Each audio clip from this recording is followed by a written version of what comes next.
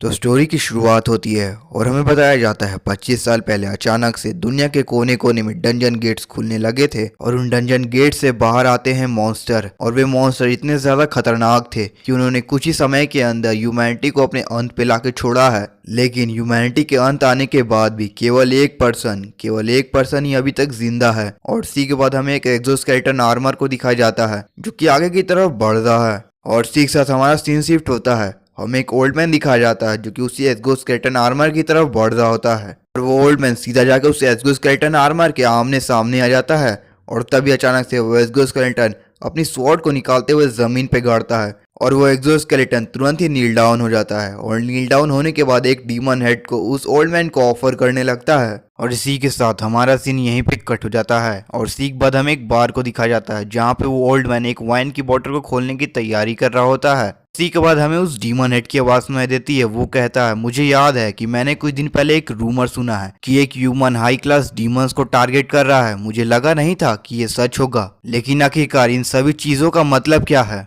उस demon head की बातें सुनने के बाद ओल्ड मैन कहता है, यहाँ पे बहुत सारी ऐसी चीजें हैं जो मैं तुम्हें कुछ देर में बताऊंगा। और इसी के बाद हमें उस एक्सोस्केलेटन आर्मर को दिखाया जाता है जिसके अंदर कोई भी नहीं होता है, जिसे देखते ही वो डीमन हेड बहुत ही ज्यादा चौंक जाता है। वो बहुत ही ज्यादा जोर से चिल्लाते हुए कहता है, ये तो एक क्वेस्ट है। ये सुनते ओल्ड मैन कहता है, हाँ बिल्कुल। फिर वो ओल्ड मैन हमें बताता है, मैनकाइंड के गायब होने के कुछ समय पहले एक भविष्यवाणी की गई थी कि अगर कोई व्यक्ति मिलियंस की तादाद में अगर डीमन हेड्स को ऑफरिंग के तौर पर दे तो वह समय को चीर कर समय में पीछे जा सकता है। और मैंने उसी भविष्यवाणी को आधार मानकर मिलियंस और डीमन के हेड को यहाँ पे इकट्ठा किया है ताकि मैं समय में पीछे जा सकूं। और फिर वो ओल्ड मैन उस डीमन हेड की ओर देखते हुए कहता है, और तुम ही वो आखिरी वाले हो जिसकी वजह से मेरे डीमन हेड का कलेक्शन पूरा हो जाएगा। और एकदम सारे डीमन हेड्स को देखते हैं जो कि उस ओल्ड मैन को गाली दे रहे होते हैं। फिर वो डीमन हेड कहता है, तुम समय में पीछे जाके आखिर क्या ही कर लोगे। ये सुनते वो ओल्ड मैन कहता है, मैं अपनी बेटी से मिलना चाहता हूँ। इसी के बाद वो ओल्ड मैन उस डीमन हेड के ऊपर स्टैप करता है। मेरे पास केवल एक ही उम्मीद है कि मैं अपनी बेटी से मिलूंगा।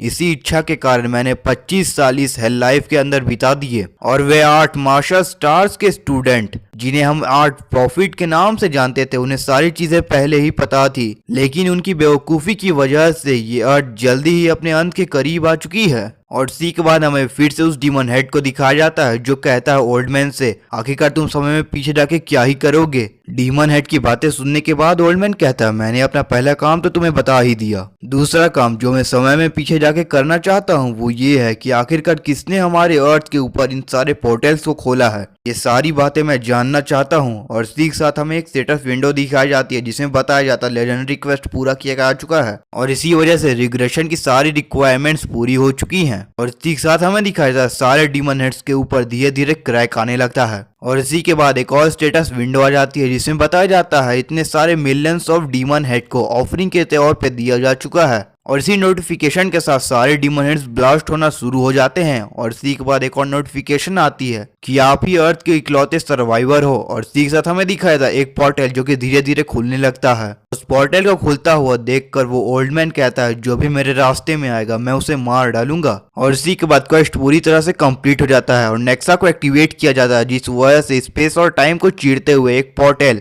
ओपन हो जाता है जिसके अंदर वो ओल्ड मैन चला जाता है। और वो पोर्टल सीधा पास्ट में जाके एक बिल्डिंग के ऊपर गिरता है। और इसी के बाद हमें हमारा मेन कैरेक्टर दिखाया जाता है जो कि समय में पीछे आ चुका है। और समय में पीछे आने की वजह से वो बहुत ही ज्यादा हाफ रहा होता है। फिर वो अपने हाथों को देखता है और अपनी आसपास की कंडीशन को चेक करते हुए कहता है, आखिरकार मैं समय में पीछे आ ही चुका हूँ। और फिर वो तुरंत एक दरवाजे की ओर भागता है। फिर वो उस डोर को ओपन करते हुए कहता है, सोमिन। और हमें दिखाया जाता है वहां पे एक छोटी लड़की जो कि सो रही होती है और यही लड़की हमारी मेन कैरेक्टर की बेटी है। फिर वो याद करता है आखिरकार उस दिन क्या हुआ था।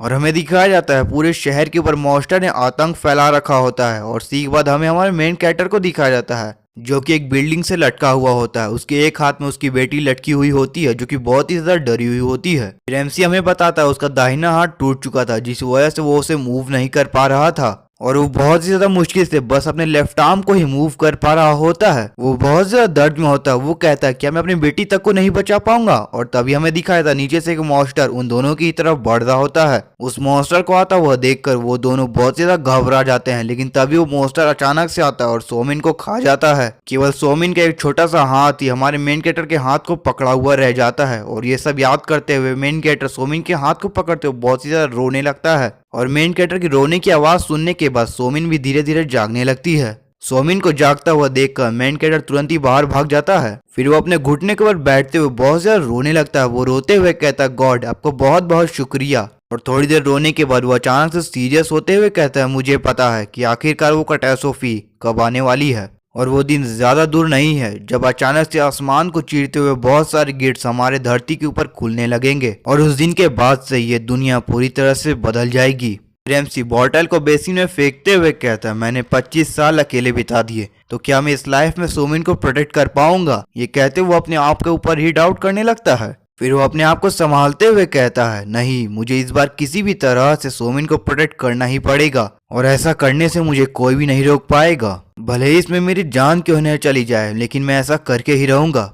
और इसी के बाद उसके सामने बहुत सारे मैसेज पॉप आने लगते हैं, जिसमें से पहला होता है आपने मैजिक पावर को ऑब्टेन किया है, दूसरा स्प्लिट मैजिक को पाया है आपने, और साथ ही साथ आपकी लेवल 1 की स्प्लिट आइज को भी एक्टिवेट कर दिया गया है। फिर वो अपने हाथ में मैजिक पावर को फील करते हुए कहता है क्या मेरी पावर्स अभी तक मेरे पास हैं। और तभी अचानक से एमसी का स्प्लिट मैजिक एक्टिवेट हो जाता है। उसके तुरंत बाद एक और विंडो पॉप होती है जिसमें बताया जाता है स्प्लिट आपको देख रही है। फिर वो एक पिक्चर की ओर देखते हुए कहता है सुआ क्या ये तुम हो। पिक्चर को देख के ऐसा लगता है शायद से एमसी की वाइफ है। फिर वो अपने आसपास सुआ के स्प्रिट को महसूस करने लगता है। फिर वो अपना कोट पहनते हुए कहता है मुझे नहीं पता आखिरकार मेरे फ्यूचर की पावर्स मेरे पास अभी तक कैसे हैं। शायद से ऐसा हो सकता है कि ये क्वेस्ट की पावर है जो मेरी पावर्स अभी तक मेरे साथ हैं, या फिर ये कोई रिग्रेशन की कंडीशन हो। फिर वो कहता है 3 दिन बाद ही 11 अक्टूबर है जब गेट्स ओपन होना शुरू हो जाएंगे, और 3 दिन बाद जो गेट्स खुलने वाले हैं उसकी डेट को 8 प्रॉफिट्स तक जानते हैं। और ये 8 प्रॉफिट्स 8 मार्शल स्टार्स के स्टूडेंट हैं,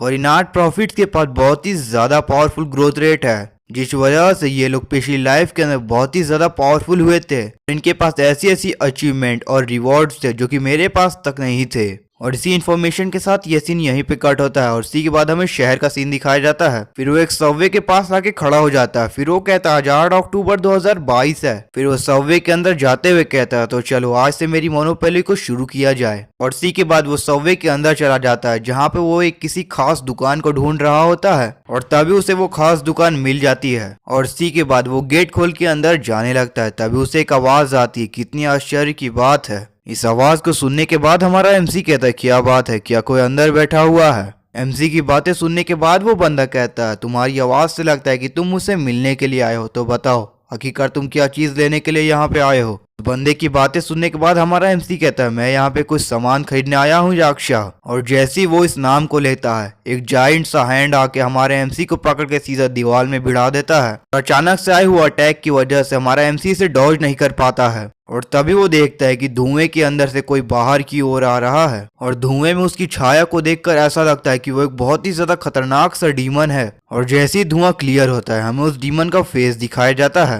वो डीमन एमसी को गाली देते हुए कहता है आखिरकार तुम यहाँ पे क्या करने के लिए आए हो।